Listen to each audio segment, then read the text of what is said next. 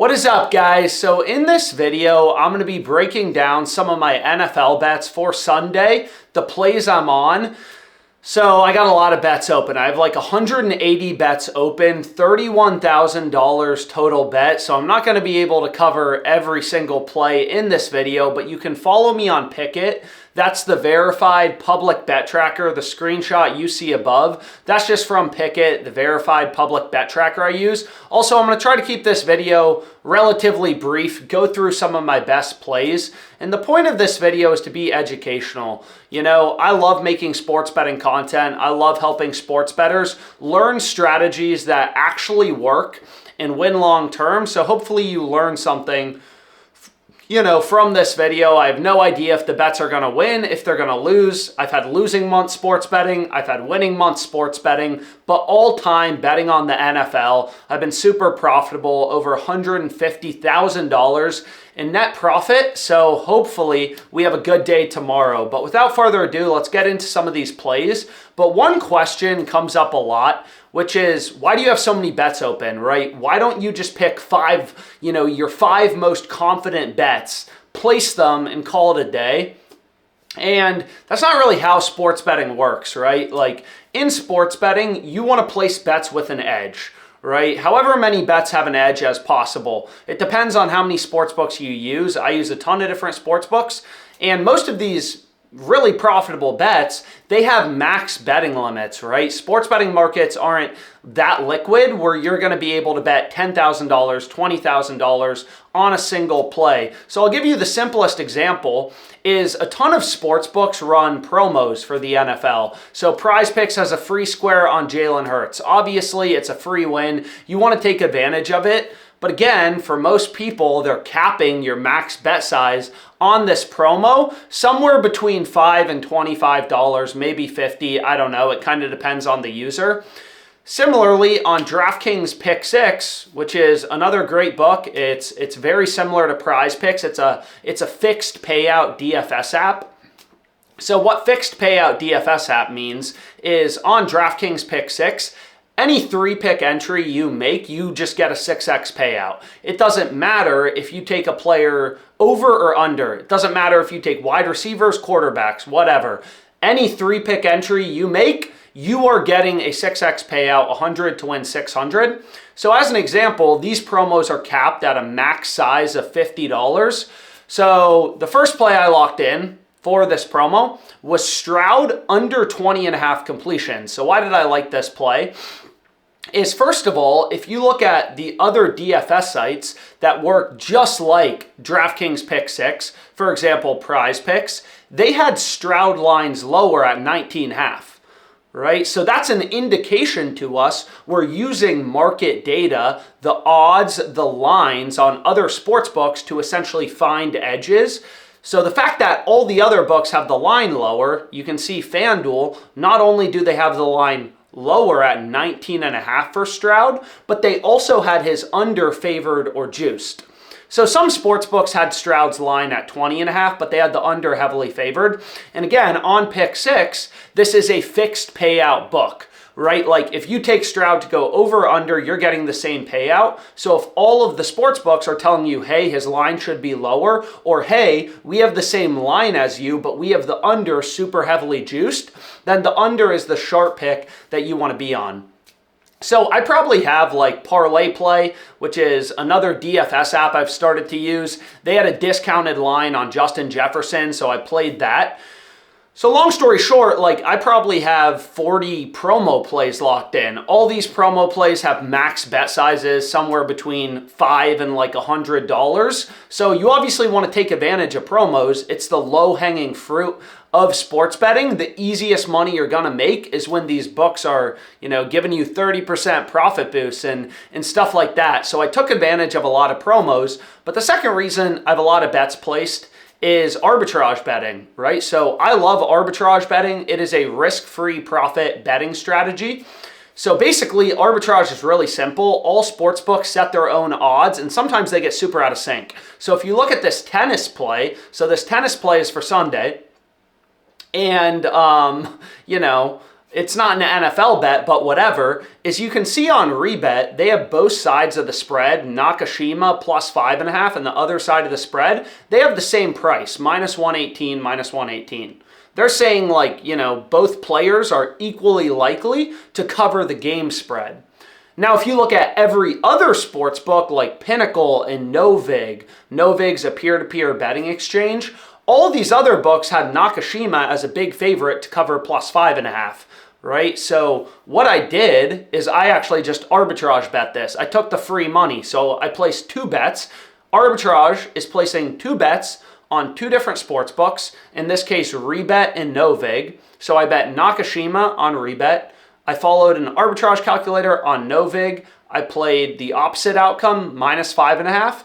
And regardless of what happens, you can see the math on the screen here. Regardless of what happens, it doesn't matter. If Nakashima covers or the other guy covers, I'm making a risk-free profit just following the arbitrage calculator. Arbitrage is obviously pretty rare, but you have to remember there are tens of thousands of lines on each sports book at a given time. So what arbitrage is the needle in the haystack, the small percentage of plays where one book that you use is so out of sync with a different book that you use that you can day trade them. You can bet equal and opposite outcomes. One bet will win, one bet will lose, but regardless of the outcome, you're making a risk-free profit because again, these 2 sports books were so out of sync. You're basically day trading discrepancies in the betting market. It's kind of like if you could buy a stock for $10 on E-Trade, flip it, sell it for $11 on Fidelity. That would be arbitrage, but the financial market, like the stock market, is way too efficient. So those are some of the reasons why I have a lot of bets open in the first place, because I feel like a common question, especially my friends who don't gamble, what they'll ask me is, why don't you just place 1 bet on your favorite play? And it's like, well, that's not really how it works. Because even if I had a max bet size of $500 and the bet I thought was super good, had an ROI of 20%, then basically I'm capping my profit at $100, right? $100 in projected profit. So as a sharp bettor, placing more bets is actually better.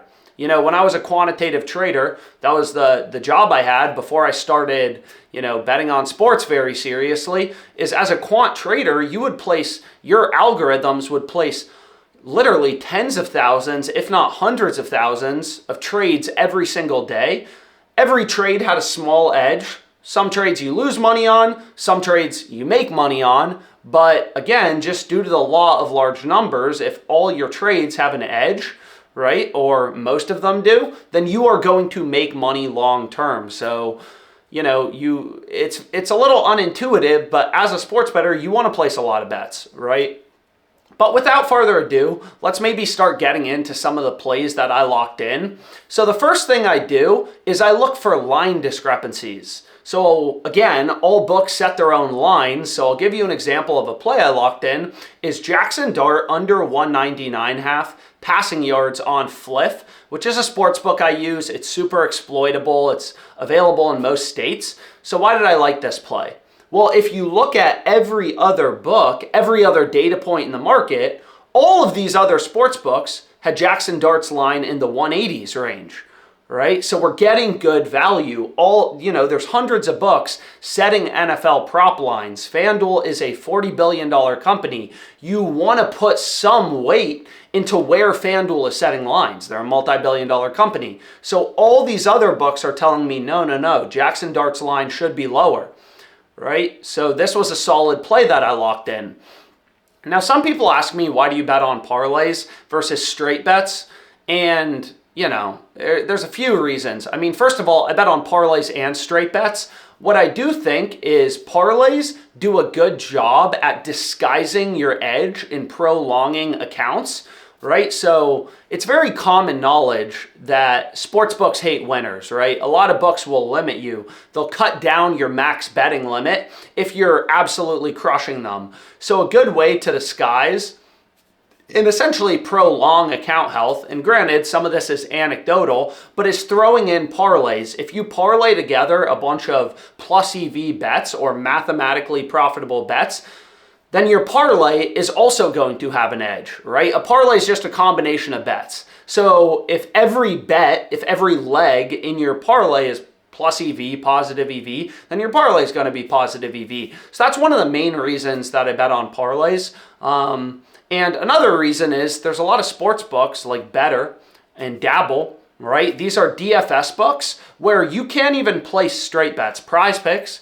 right? Another example. On PrizePicks, if you try to play just one pick, PrizePicks will tell you no. Like, you need at least 2 picks in your entry to complete your slip. 2 players from 2 different teams. So some of these books are parlay-only sports books, which is why I recommend, learning the math and the strategy behind profitable parlay betting. I've made, YouTube tutorials on it. So I definitely recommend checking one out. I'll link to it above. But, unless you just don't want to use these super exploitable sports books like Underdog and PrizePicks, you're going to have to bet on parlays, right? You're going to need to understand the math behind parlay odds, how to get an edge, and how to win long term. So finding line discrepancies, that's the first thing I do. The second thing I did is I took advantage of these DFS apps. So DraftKings Pick 6 is a new one. And what's really nice about Pick 6 is they have pretty high betting limits. So again, on Pick 6, fixed payouts. You take Bijan Robinson to go over or under, you get the same payout. So why did I take his under? Well, if you look at all the sports books, that is under heavily favored. And if you look at the sharp peer-to-peer betting exchanges like Novig had his over at plus 126. Bijan's over was listed at plus 126 odds with a fair amount of liquidity. So this may be a little confusing if you don't fully understand betting exchanges, you haven't played around with them, but basically these are peer-to-peer betting sites. So people offer lines that you can bet against. You'll never get limited, you'll never get banned, which is why you see OddsJam users hitting massive arbitrage bets on Novig and ProfitX, the 2 peer-to-peer betting exchanges, is they just don't have max betting limits. So you can arbitrage bet and make $100 risk-free. You'll see that pretty consistently.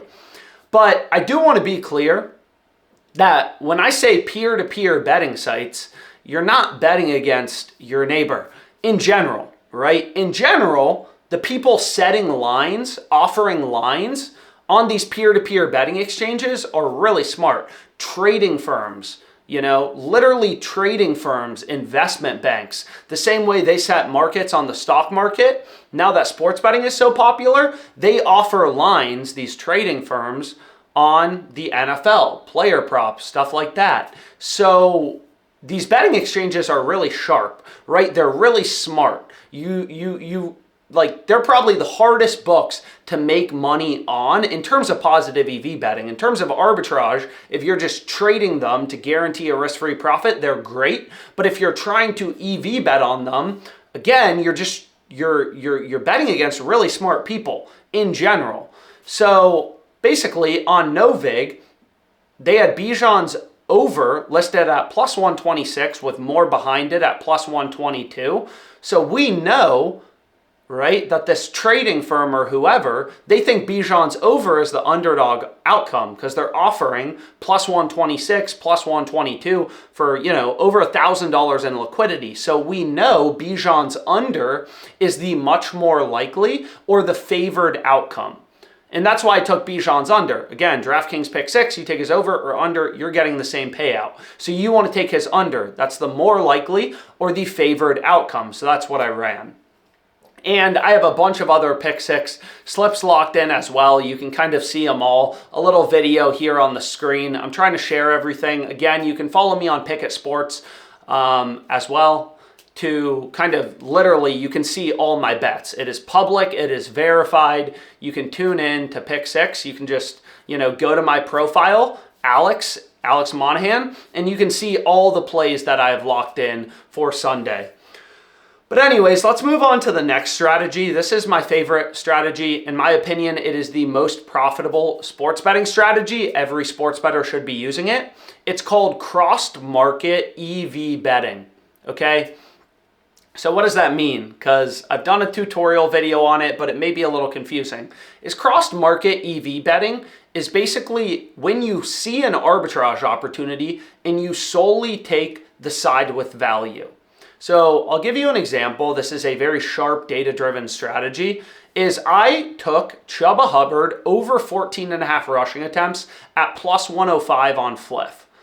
Okay, this I locked into a parlay. So I didn't arbitrage bet it. I could have arbitrage bet this with FanDuel, right? If I would have bet $500 on Fliff on his over, 512.50 just following an arbitrage calculator on FanDuel on his under, I would have just made $12.50 in risk-free guaranteed profit. You can see the math on the screen. So long story short, by definition, whenever arbitrage exists, one side of the arbitrage opportunity has to be a mathematically profitable or a plus EV bet, right? If I could play Chuba Hubbard's over on Fliff at plus 105, you're getting plus money on his over and his under. If I could play him to go over at plus 105, and then him to go under on FanDuel at plus 100 and guarantee a profit, one of those two plays has to be a profitable, a plus EV, a positive ROI wager. And in this scenario, it was really clear the value was on the Fliff side, right? Fliff was the only book offering plus money,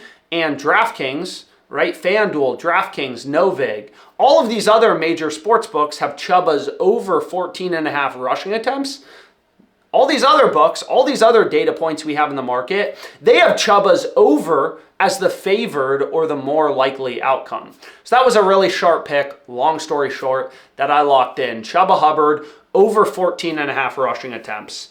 And another crossed market, just as another example that I played, was Devontae Adams to score a touchdown, or is it DK Metcalf? I apologize, I don't have a picture up. I can get some Metcalf to score a touchdown plus 185. So many bets open for tomorrow, and it's late at night. I'm trying to get this video out. So you can see on Fliff, this line was plus 185. All the other books had this around plus 140.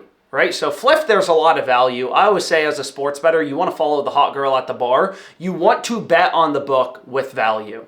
So on Fliff, we're getting plus 185. The average price in the market is like plus 145.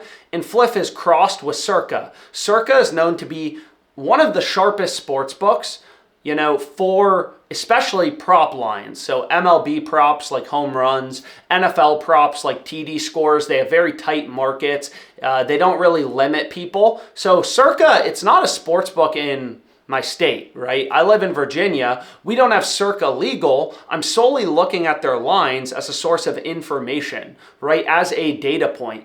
I'm using OddsJam, essentially, where I'm getting all these plays from, as my Bloomberg terminal. So even though Circa is not legal in Virginia, I still know one of these two bets has to be a profitable bet. Him to score a touchdown plus 185, or him to not score a touchdown at minus 180. But I know the under, the Circa side, Circa's offering minus 180 on him to not score. Circa's a super sharp, smart book, right? So I know, like, okay, like I definitely don't want to bet on Circa. Definitely seems like the value's on the Fliff side. So the reason I love cross market, you know, EV betting is you have a super high confidence in your edge. With any arbitrage opportunity, you have 100% confidence that one side of the market is a profitable bet, right? Either it's over at plus 185 or it's under at minus 180. Fliff is a very easy to beat sports book. I've made over $100,000 on it. So Fliff is a soft book, an easily beatable book. Circa's a hard book, a very hard book to beat, or a very sharp book. And you can ask ChatGPT. ChatGPT will tell you, you know, Circa's a really sharp or smart sports book. So long story short, it's pretty clear the value or the positive EV bet was on the Fliff side. So that's what I locked in. But regardless, I hope you enjoyed this video, you know. So many bets open for tomorrow. Hopefully you've been able to tune in to some live streams, tail some of the plays I've given out. But regardless, thanks so much for watching this. I hope you learned something. Comment any questions and have a great rest of your day, guys.